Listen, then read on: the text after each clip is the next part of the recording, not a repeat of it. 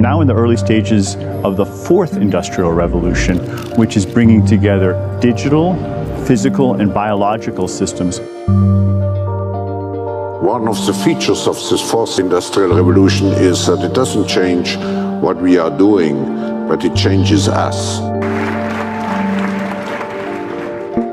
With the ability to visualize brain activity, for example, through a simple consumer-based EEG device, it gives us access to ourselves in ways that we've never before thought possible. It unlocks the black box that is the brain and enables us to really, truly be able to realize an identity that is aspirational. There's now a scientific foundation for the effects of mindfulness on the brain, on the genome, on biological aging. And when the human mind does know itself, then you get the potential for a new renaissance that restructures itself in terms of our relationship to life, our relationship to the planet, our relationship to work. We need a different economic model. And by that I don't mean capitalism versus communism. What I'm talking about is a shift in the system along the lines of the two big changes that happened in the 20th century, Keynesianism, with a much greater focus on health and education and the role of government working with business, and then a reaction against that in late century to neoliberalism, where the focus was on free markets, freedom of the individual, and getting governments out of the way. We need a shift to a new system that will allow us to meet the basic needs of every human on the planet, that will live within planetary means, that will be fairer, and that will be focused as its key goal, not on growth per se, but on maximizing human well-being. And history tells us that a values shift is triggered by creation of a new story about how we want to live. I see the circular economy as something which fits very closely with mankind's goal to be innovative and creative and to always progress. We can use asset tracking, we can use IT, we can use 3D printing to enable this different economic model to recover materials, feed them back into the economy, and really to decouple growth from the resource constraints we have. The reason we live in cities is not different today than it was 10,000 years ago. Even if we have got networks connecting us, we still want to have places where we meet in person. So this means the place where we work and the place where we live are much closer to each other, a city where we don't need to have big supply chains in order to produce things, where many things can be sourced locally thanks to 3D printing and robotics. So if we're able to do something to transform cities, to make them more efficient, then the impact can be huge. Think about the prospect of getting rid of plastics. We must not only be inspired or informed by nature, but actually use natural organisms with which to design products and building parts. Only instead of varying material properties, we're varying biological functionality. Design is critical today because it's the first signal of human intention. So the question of adding quality to quantity, it isn't a matter of simply circulating things that are potentially toxic. It's circulating things that are safe and healthy for all generations. So the goal is no longer, I want to be less bad, less monotonous, less unsafe, less unjust. It's really about a diverse, safe, healthy, and just world with clean air, clean water, clean soil, clean energy. Together we are fighting to preserve our fragile climate from irreversible damage and devastation of unthinkable proportions. If we think about the original Industrial Revolution, it was an energy revolution. I like to think of it as a kind of bookending of a period in human history during which we used fossil fuels, and it worked very well for us for a long time. But now we have to bring that to an end. We have energy technologies that can power our civilization: solar, wind, biomass. So then the question is, well, how do we get grid integration? Maybe the wind is blowing in Denmark, the sun is shining in Germany, and now you can move that electricity through an integrated grid. You can supply energy to everyone who needs it, and you can supply energy at all times.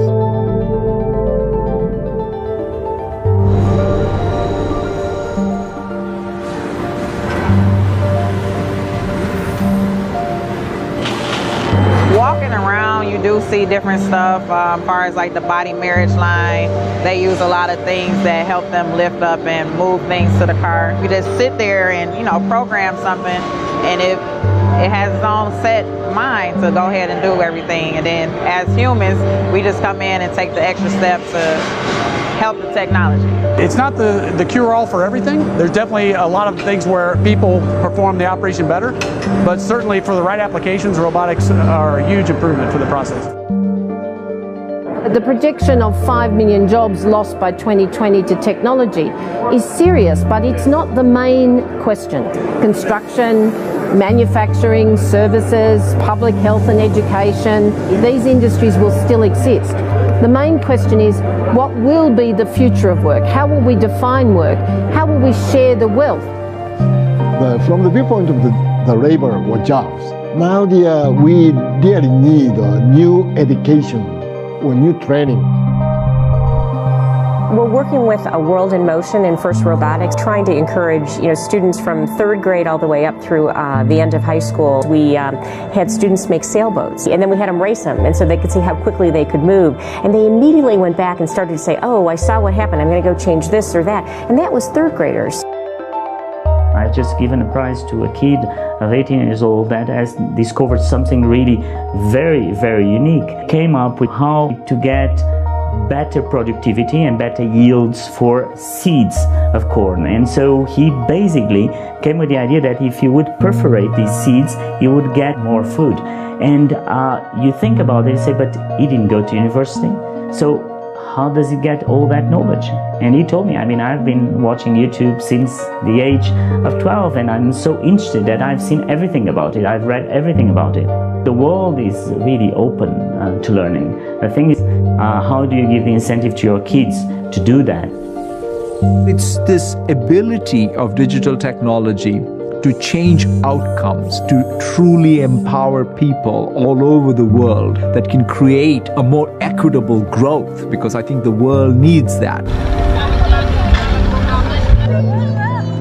Fourth industrial revolution has the potential to make inequalities visible and to make them less acceptable in the future, and hopefully to gather and garner political support to take the necessary decision to reduce the gap.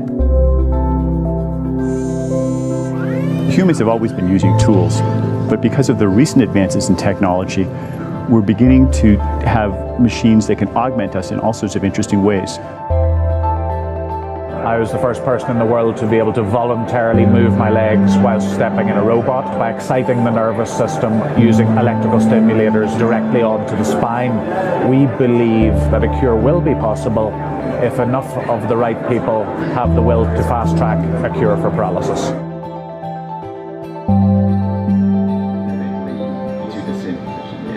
We take two things from the patient.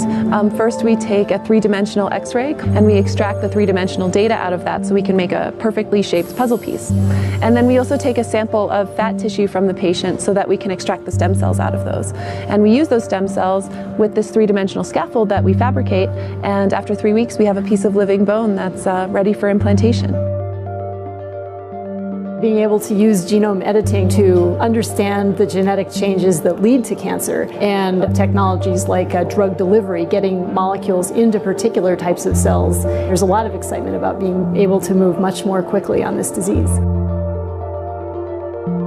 One of the things that I think is so essential to free and open societies is freedom of thought. And up until now, the conversation we've been having is around freedom of speech. Once we can access people's thoughts and access people's emotions, we have to create a space that enables people to think freely, to think divergent thoughts, to think creative thoughts. And in a society where people fear having those thoughts, the likelihood of being able to enjoy progress is significantly diminished.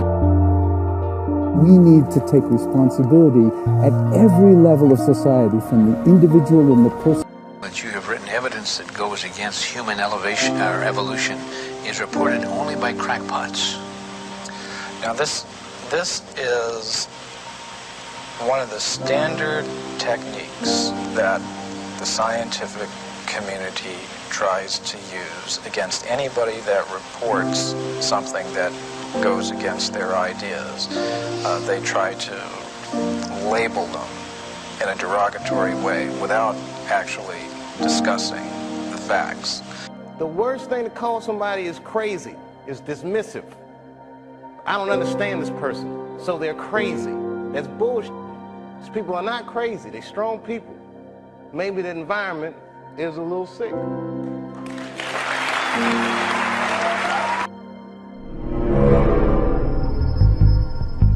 There are people who believe that they have a God-given right to rule over others. They believe that their outward appearance is superior to all others. They harbor selfish ambitions to be rich and to have power over what they describe as common people. They lie, cheat, steal, strangle, stab and slash their way to power. They believe that their actual willpower, what the British occultist Aleister Crowley described as the will of Thelema, the royal will, must be obeyed. Because that challenge is one that we're willing to accept, one we are unwilling to postpone, and one we intend to win.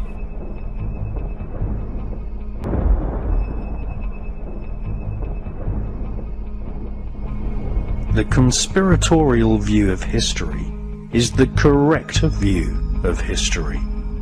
Conspiracy to grab property, conspiracy to make illegal profits, and conspiracy to assassinate has been the driving force behind the royal political elite for thousands of years. It is the world that has been pulled over your eyes to blind you from. He should be well punished for his sins. What truth? The punishment prescribed by law is terrible indeed. If the executioner takes care to exact the extremity of pain. He is no ordinary traitor.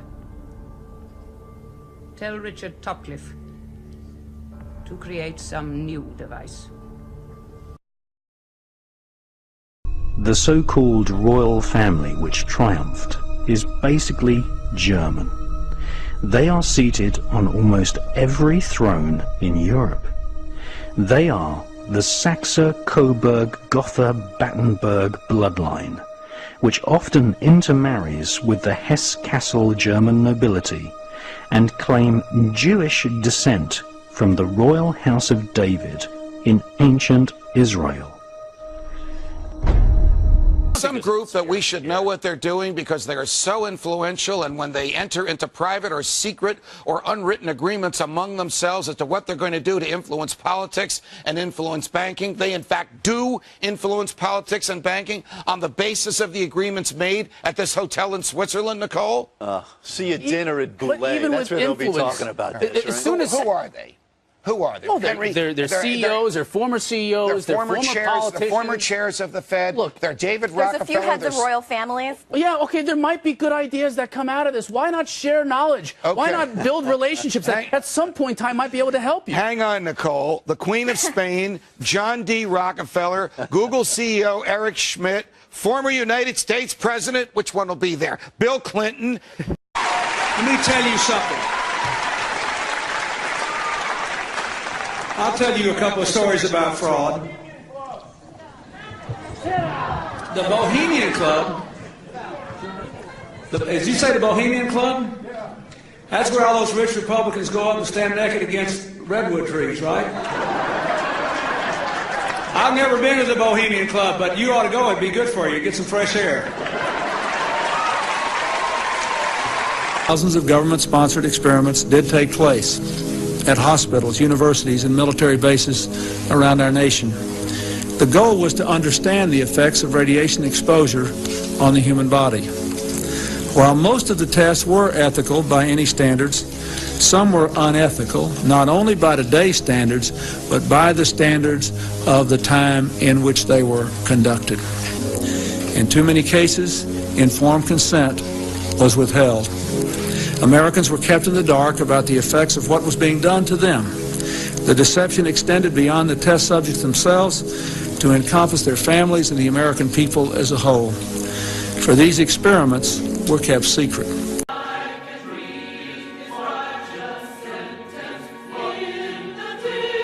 What have Herbert Hoover, Art Linkletter, Jack London, and Richard Nixon all had in common?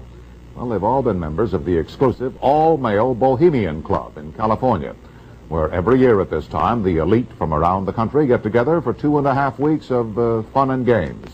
Steve Shepard has this special assignment report. More than 2,000 members of San Francisco's exclusive and all-male Bohemian Club have once again descended on Northern California.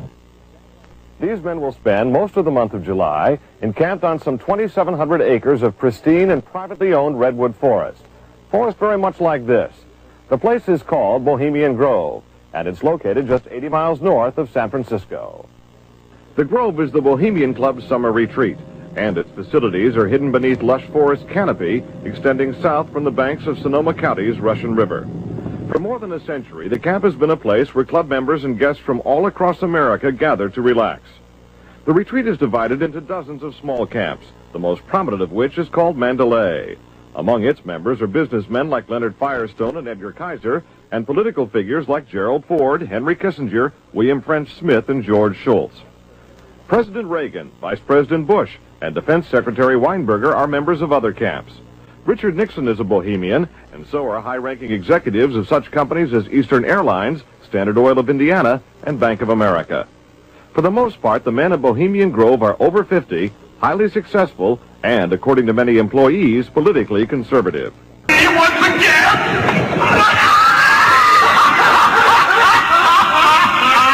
Now with these slaves, which hither ye have brought from regions where I reign, ye fools and priests. They raise their children without love or compassion, breeding each successive generation to be at the head of a military establishment who keep an angered peace by use of fear, surveillance, and war.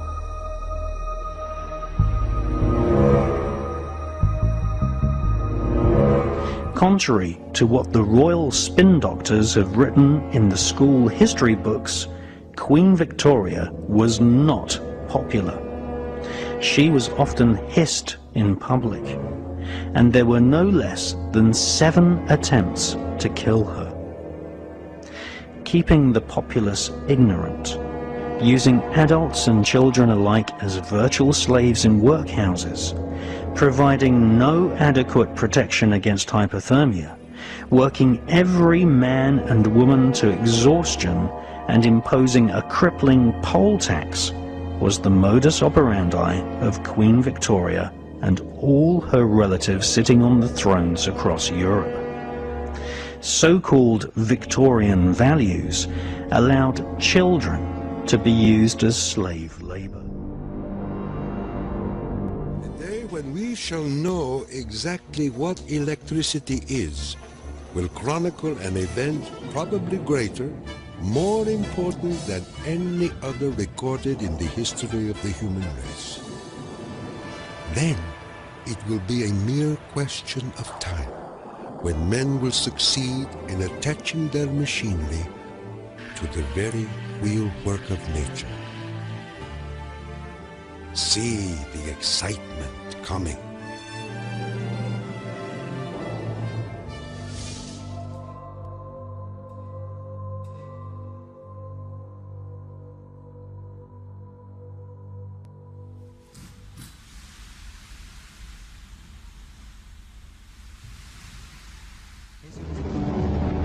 Right now we have the entrenched energy monopolies and cartels. You know, we have OPEC and we have the 7 sister oil companies that control all the oil and energy. But what people have to understand is that the people who run the energy business in this world, which is the biggest business on the planet, turning over $4 to $5 trillion a year, it's bigger than guns and drugs, it's bigger than defense. They control the newspapers, they control the governments. But these companies are so big that they regulate the government, which regulates them. It's not free. Nothing is free.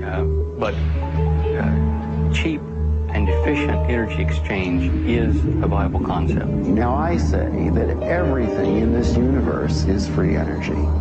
It's been dreamed of for hundreds of years that somewhere, someplace, as Tesla said, man will hook his machinery to the very wheelwork which drives the universe itself. In the sky, caused her to pull over. Strange, like the lights were pulsating on it. I told you they'd be back. What are they doing? Knew that it wasn't moving at all. So we're like, no, that can't be an airplane. What is this? That's mad, babes. It's changing into shapes. Yeah. You see that? Yeah. Boy, zoom in a bit more. I can't. The history of science is the history of the suppression of great inventions. A few classic stories. Nikola Tesla. Nikola Tesla is regarded as the founding father of free energy. His astounding developments in the generation of alternating electrical current are still being used today. His most notorious project involved the transmission of wireless electricity into the atmosphere, which allowed for unlimited power to be freely accessed by everyone. When his financial backer, J.P. Morgan, realized that this power system could not be metered, all funding was immediately withdrawn. Tesla's electrical broadcast towers were dismantled, and through Morgan's many close connections with the media and government, Tesla's career was destroyed.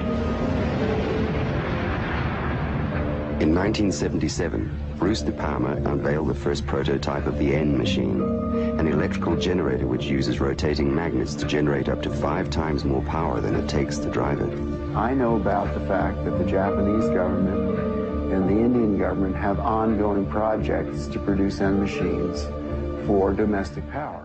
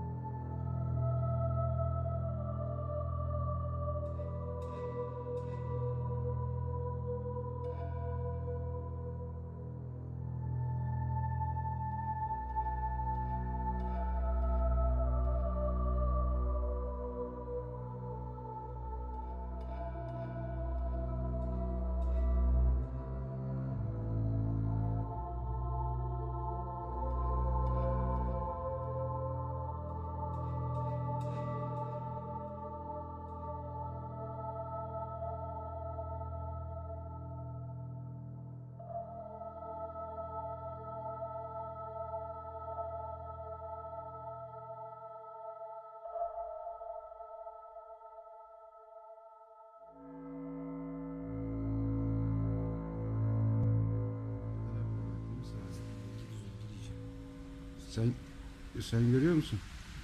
Gördüm. Aa, nasıl bir şey bu ya? He? Felaket. Abi erken çıktılar. 2:20 geçiyor saat. Saat belli olmaz ki ya. Ha? Abi bu manyak bir şey ya. Bunda işi ilk defa parlak. Aha. My partner is Paramahamsa Tiwari, who is the director of the Nuclear Power Corporation of India, which operates all the nuclear plants in India. In late 70s, I learned from Bruce De Palma that he had carried out certain crucial experiments by rotating electromagnets.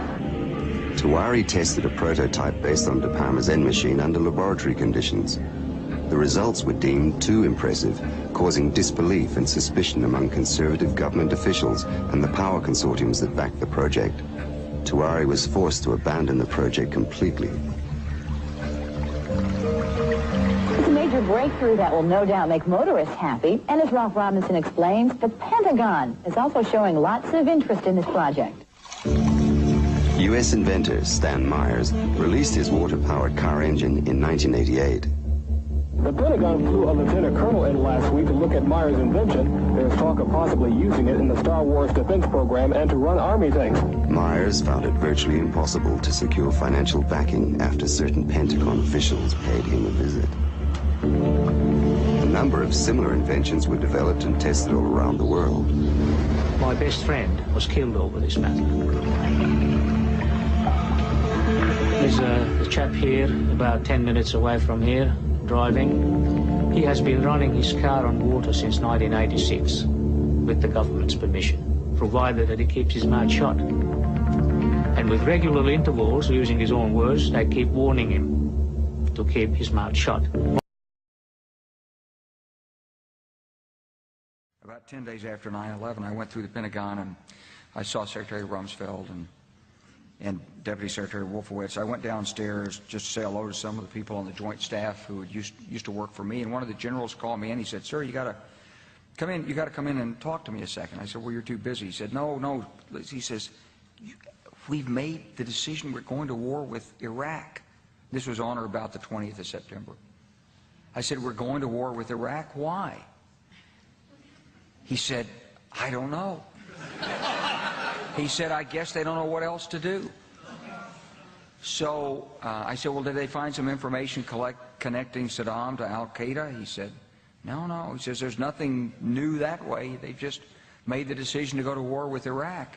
He said, "I guess it's like we don't know what to do about terrorists, but we've got a good military and we can take down governments." And he said, "I guess if the only tool you have is a hammer, every problem has to look like a nail." So I came back to see him a few weeks later, and by that time we were bombing in Afghanistan. I said, "Are we still going to war with Iraq?" And he said, "Oh, it's worse than that." He said, he reached over on his desk, he picked up a piece of paper, and he said, I just got this down from upstairs, meaning the Secretary of Defense's office today, and he said, "This is a memo that describes how we're going to take out 7 countries in 5 years, starting with Iraq and then Syria, Lebanon, Libya, Somalia, Sudan, and finishing off Iran." The truth is about the Middle East is, had there been no oil there, it would be like Africa. Nobody is threatening to intervene in Africa. The problem is the opposite. We keep asking for people to intervene and stop it. And there's no question that the presence of petroleum throughout the region has sparked great power involvement. Whether that was the specific motivation for the coup or not, I can't tell you, but there's always been this attitude that somehow we could intervene and use. Howard Dean recently seemed to muse aloud whether you had advanced knowledge of 9/11. Yeah.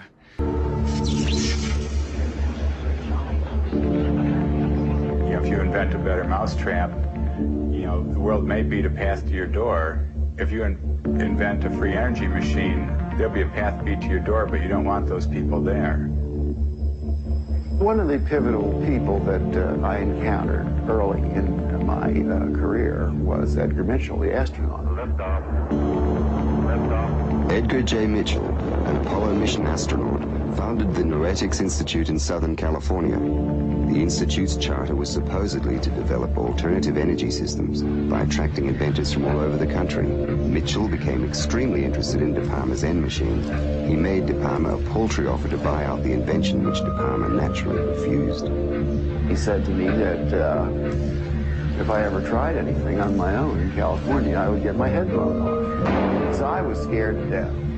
The CIA operates through various very innocent-looking fronts to find out what people are thinking and what they're inventing. Now, what's more innocent than a benign institute founded on transcendental principles to help New Age inventors bring free energy into the world?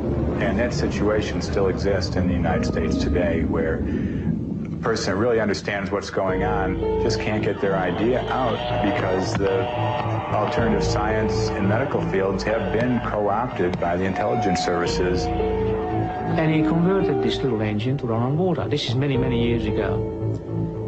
And he used it for several years. And somehow the news got out, and one day he got visitors, and he was told to dump the engine or else. 3 weeks later, the man was dead. And the coroner's finding was that he fell off the back of a train. He was drunk. Now, it happened that he didn't drink. Even Dr. Townsend T. Brown, the electrogravitic research scientist, has on his 16-millimeter film of his lab test, which we've got here, he has guys with the black suits and black hats come into the place. You can see where the legends come from. I mean, these guys come in and they look like, bad Bart to black man. I mean, it's classic, and these things do happen. There is no progressive science in a world where every scientific idea is evaluated for its military potential. Power, or energy, and control of energy equals power in the new world order that is emerging. If you control the energy, the way we get around, the way we get electricity, the way we have our TVs and video cameras and stuff, if you do the control of the energy, then you've got control of the people. prices soaring and fuel protests spreading across the globe, it almost sounds too good to be true. A car that runs on nothing but water. And all kinds of water will do. River, rain or sea, they all make this car mobile. Even tea works. Japanese company Genpax unveiled the eco-friendly vehicle in Osaka. Once water is poured into the car's tank, an energy generator takes hydrogen from the water, releasing electrons that power the car.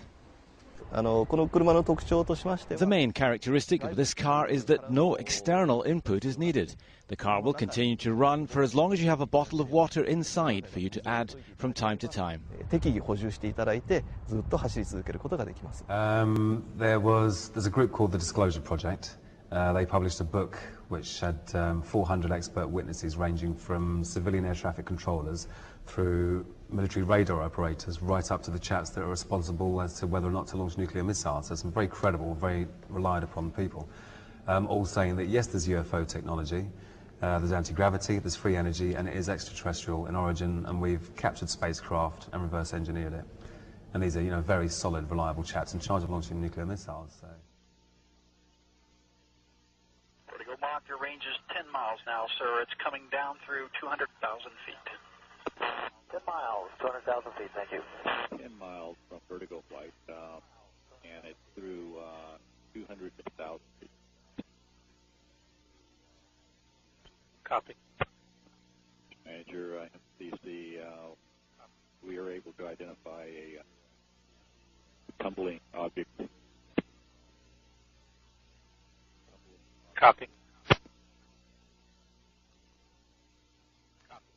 And mission manager, MCC, be advised, from our vantage point, we do not see a drogue chute, negative drogue.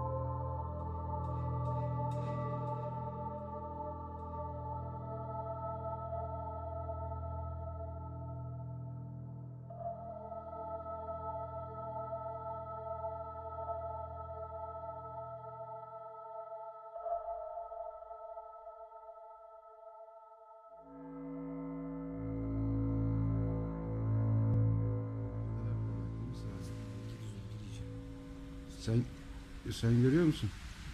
Gördüm. Aa, nasıl bir şey bu ya? He? Felaket. Abi erken çıktılar. 2:20 geçiyor saat. Saat bulunmaz ki ya. He? Abi bu manyak bir şey ya. Bunda işi ilk defa parlak. Aha. He? Tabii. Alkan bu ne böyle ya?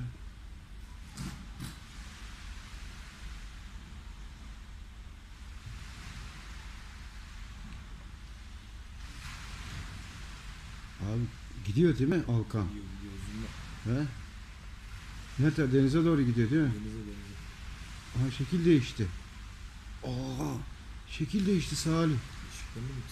Yok hiçbir şey yapmadı. Aa baba şekil değiştiriyor.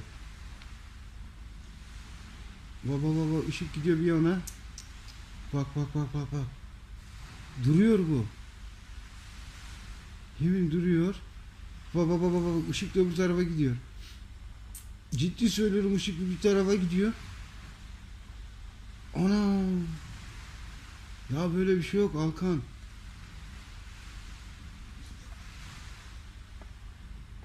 Aa, uzaklaştı bak, fokus oldu.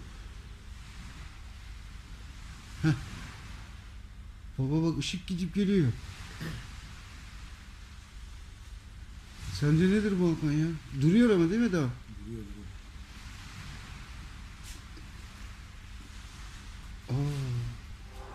In April of 1979, cosmonaut Viktor Afanasyev lifted off from Star City to dock with the Soviet Soyuz 6 space station. But while en route, something strange happened. Cosmonaut Afanasyev saw an unidentified object turn toward his craft and begin tailing it through space. It followed us during half of our orbit. We observed it on the light side, and when we entered the shadow side, it disappeared completely. It was an engineering structure made from some type of metal, approximately 40 meters long with inner holes. The object was narrow here and wider here, and inside there were openings. Some places had projections like small wings. The object stayed very close to us. We photographed it, and our photos showed it to be 23 to 28 meters away. In addition to photographing the UFO, Afanasyev continually reported back to Mission Control about the craft's size, its shape, and position. When the cosmonaut returned to Earth, he was debriefed, told never to reveal what he knew, and had his cameras and film confiscated. Those photos and his voice transmissions from space have never been released. One of these people was a NASA photographic expert, and she said that in Building 8 of Johnson Space Center, they regularly airbrushed out images of UFOs from the high-res satellite imagery. Dr. Story Musgrave is a veteran of 5 American shuttle missions, who has seen and photographed several unidentified flying objects in space. Dr. Musgrave does not believe they are craft from another planet. On 2 of my missions, and I still don't have an answer, I have seen a snake out there, 6, 7, 8 feet long.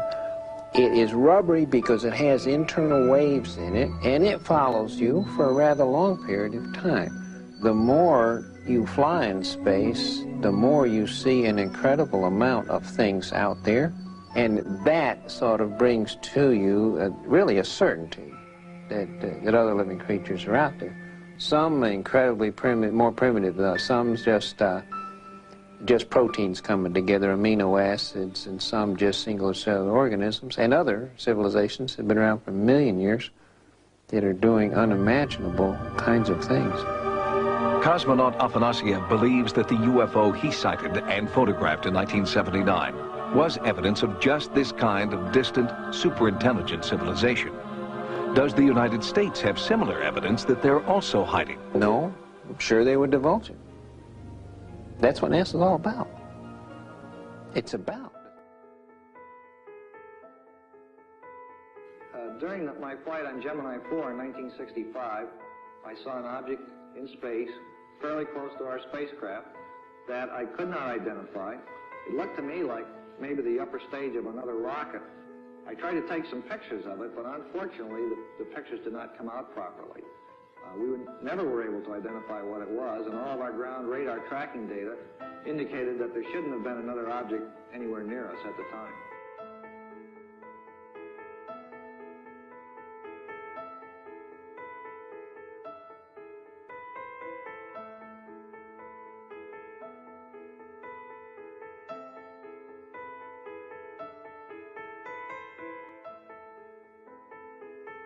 I've read about this incident you had in 1951, and you said you saw literally hundreds of unidentifiable flying objects.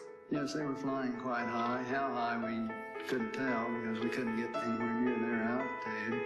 But they were either very large craft way up or smaller crafts still well above what we could get to. For a day and a half, all of this happened. But then no one wanted to talk about it.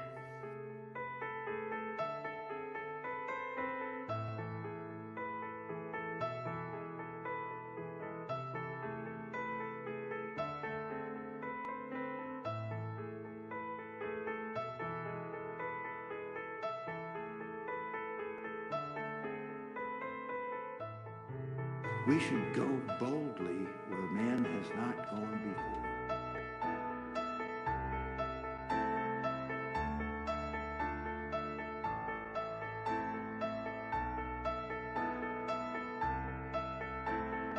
Control Houston, we are using the payload bay cameras right now to hopefully catch a glimpse of the Russian space station Mir as it performs an on-orbit burn.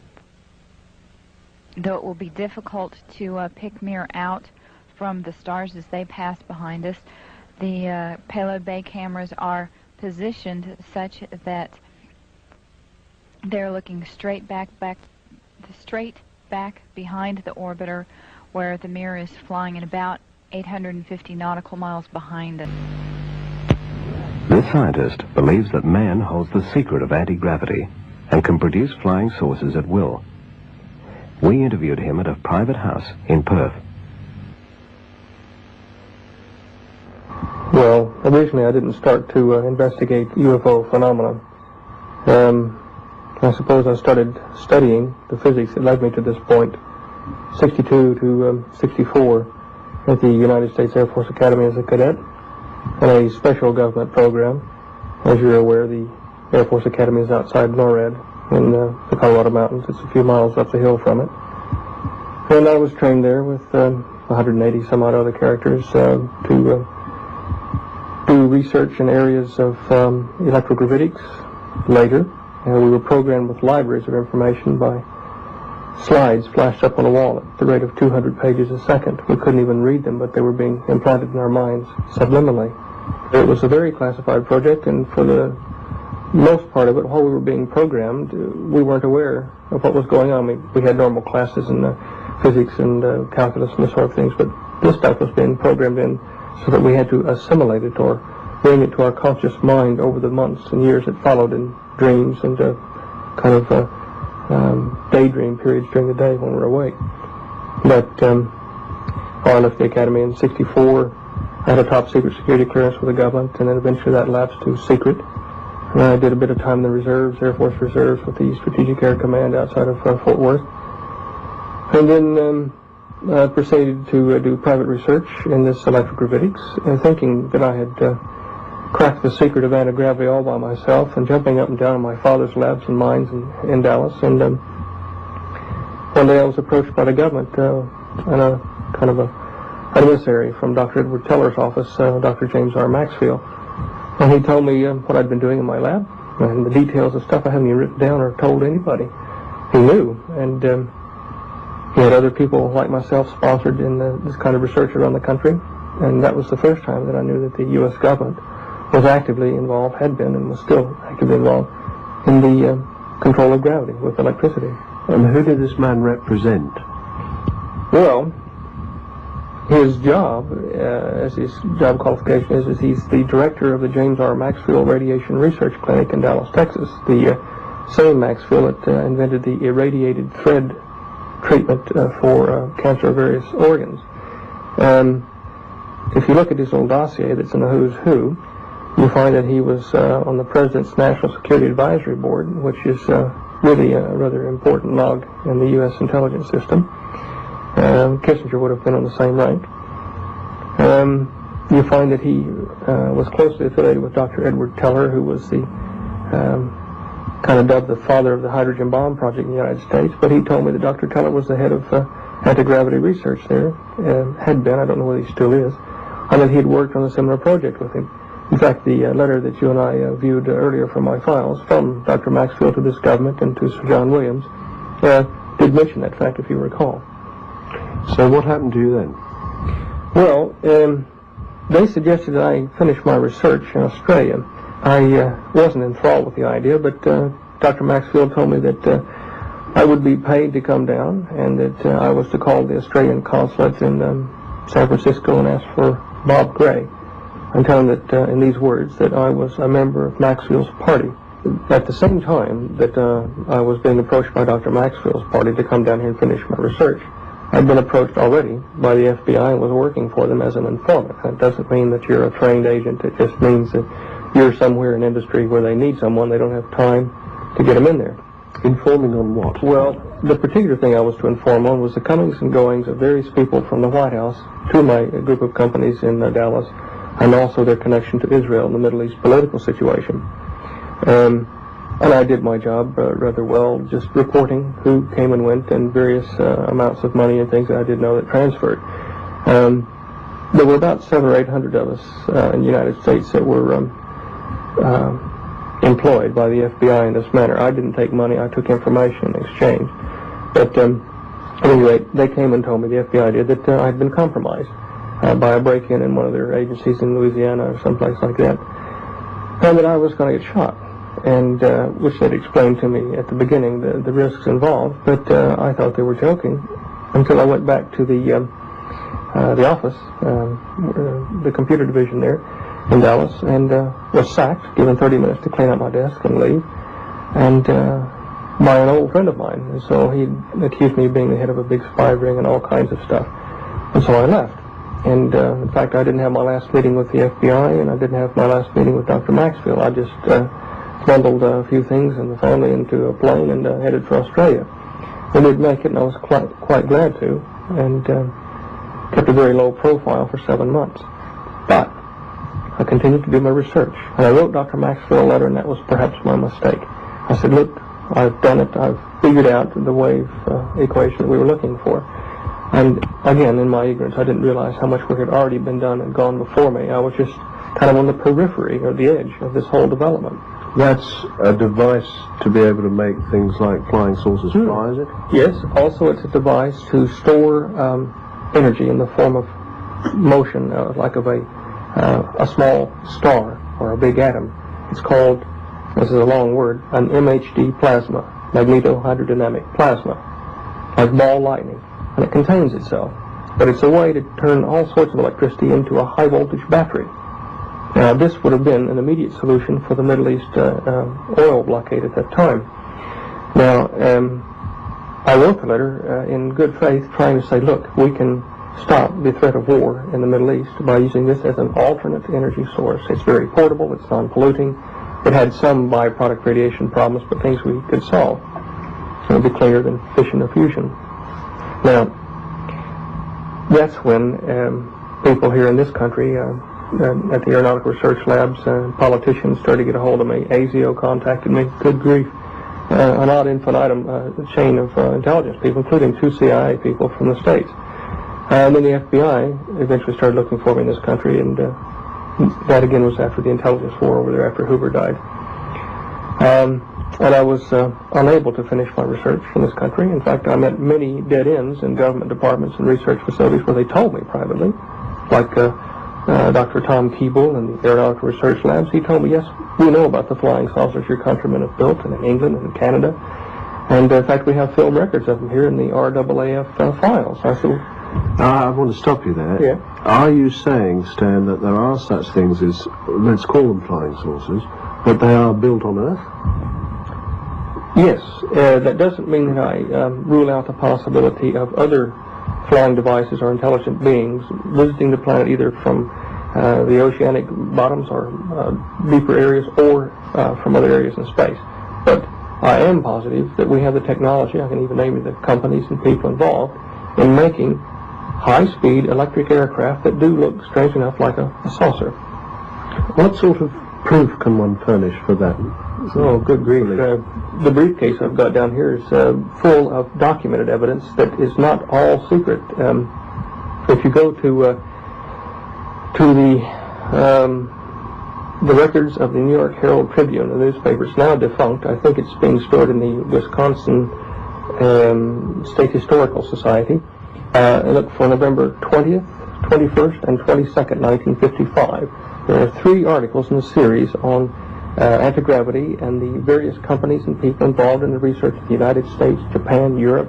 The list is like a who's who of nuclear physics. It was written by Ansel E. Talbert, the science and aviation editor for the New York Herald Tribune at that time. For the effects of mindfulness on the brain, on the genome, on biological aging. And when the human mind does know itself, then you get the potential for a new renaissance that restructures itself in terms of our relationship to life, our relationship to the planet, our relationship to work. We need a different economic model. And by that I don't mean capitalism versus communism. What I'm talking about is a shift in the system along the lines of the 2 big changes that happened in the 20th century, Keynesianism, with a much greater focus on health and education and the role of government working with business, and then a reaction against that in late century to neoliberalism, where the focus was on free markets, freedom of the individual, and getting governments out of the way.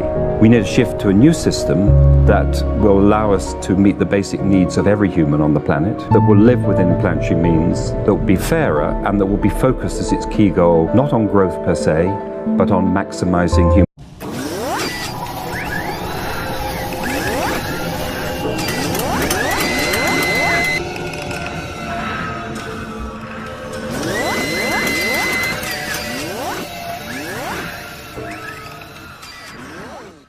We're now in the early stages of the fourth industrial revolution, which is bringing together digital, physical, and biological systems. One of the features of this fourth industrial revolution is that it doesn't change what we are doing, but it changes us. With the ability to visualize brain activity, for example, through a simple consumer-based EEG device, it gives us access to ourselves in ways that we've never before thought possible. It unlocks the black box that is the brain and enables us to really, truly be able to realize an identity that is aspirational. There's now a scientific foundation. Think about the prospect of getting rid of plastics. We must not only be inspired or informed by nature, but actually use natural organisms with which to design products and building parts. Only instead of varying material properties, we're varying biological functionality. Design is critical today because it's the first signal of human intention. So the question of adding quality to quantity, it isn't a matter of simply circulating things that are potentially toxic. It's circulating things that are safe and healthy for all generations. So the goal is no longer, I want to be less bad, less monotonous, less unsafe, less unjust. It's really about a diverse, safe, healthy, and just world with clean air, clean water, clean soil, clean energy. Together we are fighting to preserve our fragile climate from irreversible damage and devastation of unthinkable proportions. And well-being. And history tells us that a value shift is triggered by creation of a new story about how we want to live. I see the circular economy as something which fits very closely with mankind's goal to be innovative and creative and to always progress. We can use asset tracking, we can use IT, we can use 3D printing to enable this different economic model to recover materials, feed them back into the economy and really to decouple growth from the resource constraints we have. The reason we live in cities is not different today than it was 10,000 years ago. Even if we have got networks connecting us, we still want to have places where we meet in person. So this means the place where we work and the place where we live are much closer to each other, a city where we don't need to have big supply chains in order to produce things, where many things can be sourced locally thanks to 3D printing and robotics. So if we're able to do something to transform cities, to make them more efficient, then the impact can be huge.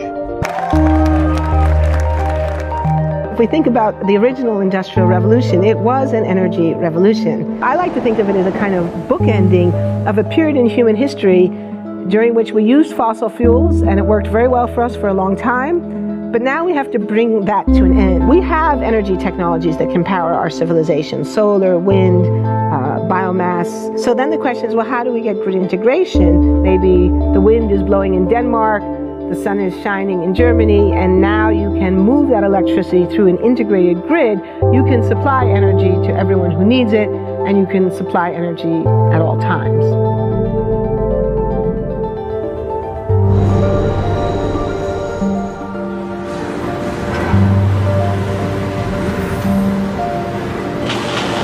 Walking around, you do see different stuff as far as like the body marriage line. They use a lot of things that help them lift up and